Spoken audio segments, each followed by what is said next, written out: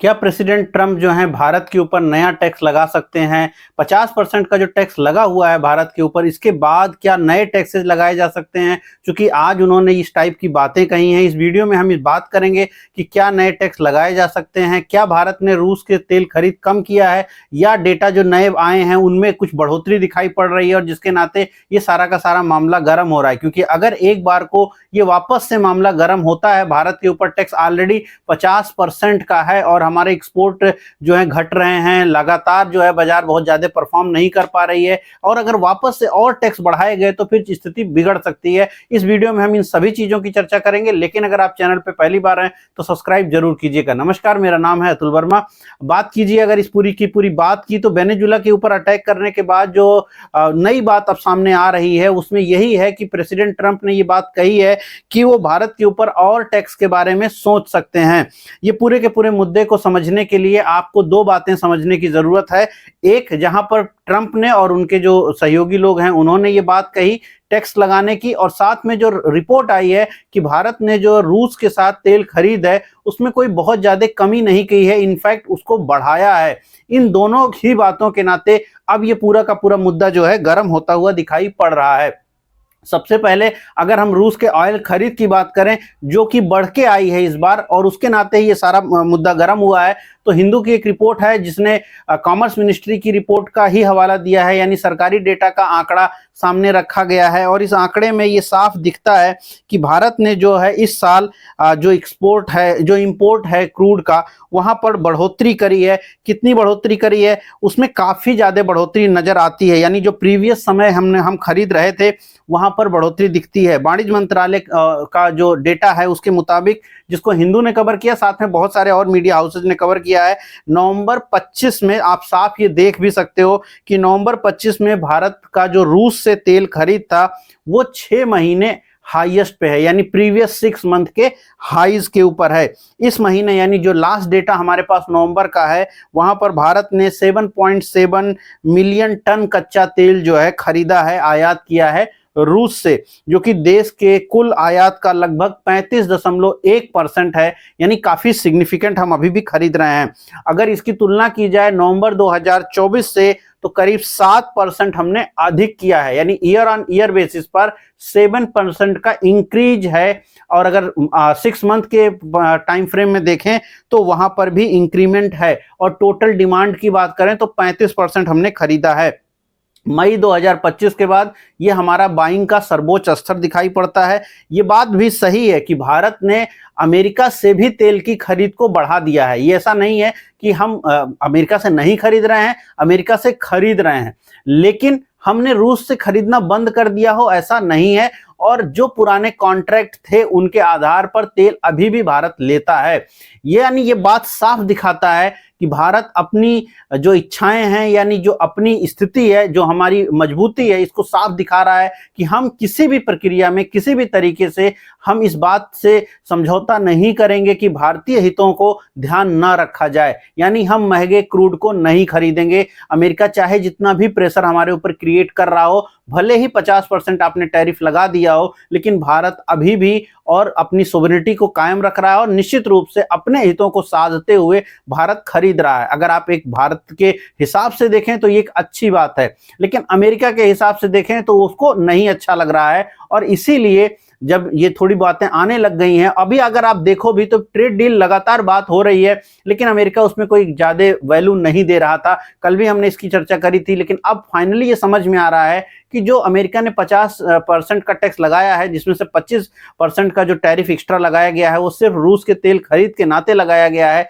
वो मामला अभी भी शांत नहीं हुआ है। और इसके बाद जो बयान आए हैं वो महत्वपूर्ण हैं। लेकिन जरा सा अगर हम देखें तो अक्टूबर महीने में भी 7.2 मिलियन टन का बैरल का हमने खरीदारी करा था। 7.7 मिलियन बैरल इस महीने नवंबर महीने में खरीदा। सितंबर महीने में 6.6 बिलियन था। वहीं पर तो अगर आप लिखें तो 7 का एवरेज जो है भारत ने मेंटेन किया हुआ है, और मई में 9 मिलियन बैरल के आसपास जो है हमने खरीदारी करी थी रूस पे, जो कि हमारा सर्वोच्च स्तर था मार्च 25 में।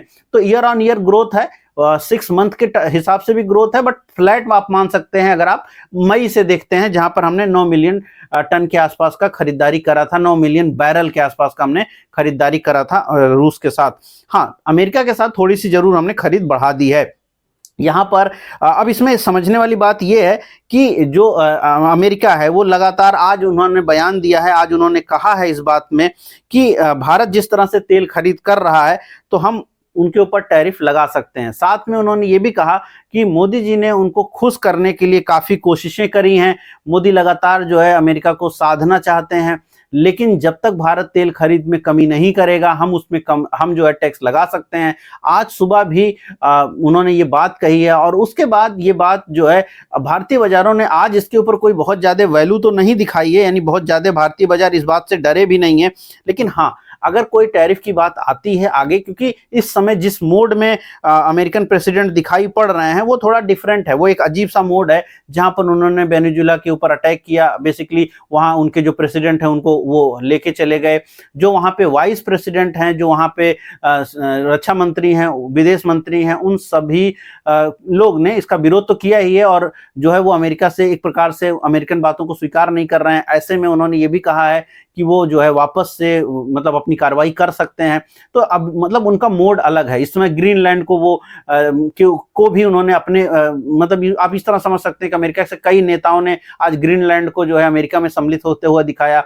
उसके बारे में बातें की जा रही हैं कि उनको जो है अपना डिस्प्यूट बचाना चाहिए। तो ऐसे बहुत सारे देश हैं, इवन कोलंबिया है, मैक्सिको है, इनके ऊपर काफी बातें चल रही हैं। खैर, मैं इस पर सेपरेट वीडियो लेके आऊंगा कि अमेरिका कहाँ और भी अपनी नजर रख रहा है, और अलग अलग उसके कारण भी हैं। इवन अगर आप वेनेजुएला की बात करिए तो जरूरी नहीं है कि सिर्फ क्रूड एक कारण है, और भी कई सारे कारण निकल के आ रहे हैं, रेयर अर्थ, गोल्ड, उन सब पे चर्चा करेंगे कभी और वीडियो में। अगले 1-2 दिन के अंदर मैं उस टाइप की वीडियोस लाऊंगा। बट हम भारत के ऊपर अगर सेंट्रिक रहे तो भारत के ऊपर भी, चूंकि ये दबाव ऑलरेडी वो खेल रहे थे और दबाव अभी और वो प्रेशर बढ़ाएंगे।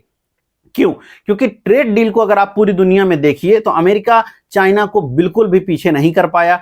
अमेरिका एक प्रकार से ट्रेड वॉर में चाइना से बिल्कुल हारा हुआ है, पिछड़ चुका है। तो वो जो अपनी खींच है उसको निकालने के लिए कहीं ना कहीं वो अपना जीत दिखाने की कोशिश करेगा। अब रूस के साथ भी उसका जो ट्रेड वॉर की स्थिति है उसमें भी रूस को कोई प्रॉब्लम दिखती नहीं है, चाइना को भी कोई प्रॉब्लम दिखती नहीं है। चाइना तो अपना लीड ही कर रहा है। अल्टीमेटली जो तीसरा सबसे बड़ा खरीदार है क्रूड का, या यूं कहिए व्यापारिक दुनिया भर के अगर व्यापार को आप देखें तो उसमें भी भारत एक बहुत बड़ा नाम है, चौथी सबसे बड़ी इकोनॉमी है। ऐसे में भारत के ऊपर जो प्रेशर गेम है वो और भी बढ़ सकता है, क्योंकि उनको बाकी का माल जो वेनेजुएला से निकालेंगे या बाकी जगहों से वो बेचना भी है। वेनेजुएला के ऑयल का अभी इतना बड़ा इंपैक्ट बाजारों पे इसलिए भी नहीं दिख रहा है क्योंकि जितना सऊदी अरब पैदा करता है उससे 10 गुना कम, केवल 1 मिलियन टन के आसपास, बैरल के आसपास ही वेनेजुएला पैदा करता है रोज का। अब उसमें ये आप ये समझ सकते हैं कि दुनिया भर में उत्पादन होता है उसका 0.8% ही वेनेजुएला पैदा कर रहा है। लेकिन जब अमेरिका उसको पैदा करेगा, अभी वो भी पता नहीं है कि अमेरिका उसको पूरी तरह से पाएगा कि नहीं पाएगा, या फिर वहां पे सत्ता परिवर्तन होगा, क्योंकि जो सत्ता में है वो लोग अभी भी अमेरिका को स्वीकार नहीं कर रहे हैं। लेकिन जो विपक्ष में है अगर वो आते हैं और वो स्वीकार कर पाते हैं, जिनको प्रमोट कर सकते हैं अमेरिका, खैर वो एक अलग मुद्दा है, पर उसके बाद उसको खपाएगा कहां? तो क्या वो भारत जैसे देशों की तरफ और प्रेशर क्रिएट करेगा ताकि हम बायर बने इसके नाते कि हमारे ऊपर जो है वो ज्यादा टैक्स लगाएंगे? क्या मोदी जी या भारतीय सरकार इस मामले में उनकी तरफ सोचेगी? अभी तक नहीं लग रहा है। इतना प्रेशर डालने के बावजूद भी भारत अपने जगह पर खड़ा है, अपने हितों का ध्यान रख रहा है, जो कि निश्चित रूप से राष्ट्रहित की बात है, अच्छी चीज है ये। और इसको देख करके ठीक लग रहा है कि फिलहाल हम जो है अपनी अपनी अपनी भूमिका को गलत नहीं होने दे रहे हैं, अपने लॉसेज हम नहीं खाएंगे अमेरिका के लिए लेकर के।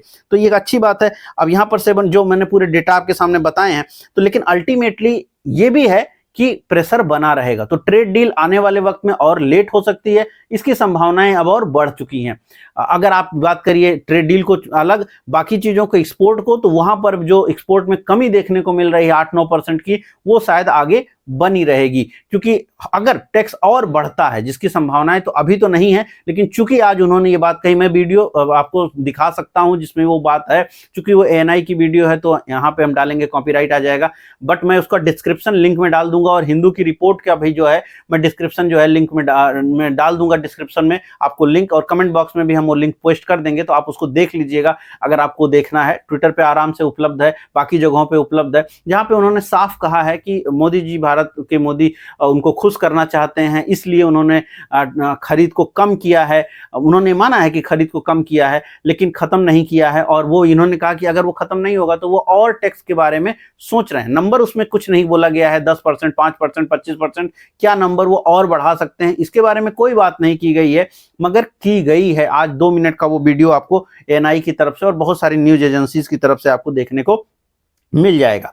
अल्टीमेटली ये जो पूरी की पूरी घटना है, ये बताती है कि मार्केट के लिए, अगर हम मार्केट के संदर्भ में इस बात को समझें, तो जियोपॉलिटिकली भारत अपनी जगह पे खड़ा है, लेकिन मार्केट के हिसाब से देखें तो जो एक उम्मीद बंधने लगी थी, क्योंकि डॉलर हमारा के सापेक्ष रुपए की जो कमजोरी है वो बनी हुई है, 90 के इर्द गिर्द में हम ट्रेड हो रहे हैं। एक उम्मीद बनी थी कि 2026 में कहीं ट्रेड डील जल्दी भारत क्रैक कर पाएगा, लेकिन वो उम्मीद अब थोड़ी सी कमजोर होती दिखती है। यद्यपि आज बाजारों में आपने कोई गिरावट नहीं देखी है, बाजार अभी भी 26,200 के इर्द गिर्द में ट्रेड हो रहे हैं, लेकिन अल्टीमेटली इस टाइप की जो अप्रोच होगी तो मार्केट धीमी गति के समाचार की तरह ही चल पाएगा। यानी जो मंदक वाली बात मैंने कल कही थी कि बाजार जो है एक केमिकल मंदक की तरह चलेगा, धीमी गति से ऊपर जा पाएगा, बहुत ज्यादा तेजी आपको उसमें नहीं दिखेगी। और इस टाइप की जो खबरें हैं, चाहे वेनेजुला का, भारत के ऊपर टैक्स का, ये सब खबरें अगर आती रहेंगी तो मार्केट जो है तेजी के साथ ऊपर नहीं जा सकता है, साइडवेज जा सकता है, छोटा मोटा करेक्टिव फेज में जा सकता है। लेकिन यह भी आपको ध्यान रखना है कि जब भी बाजार निचले स्तरों पर जा रहा है, साफ बार बार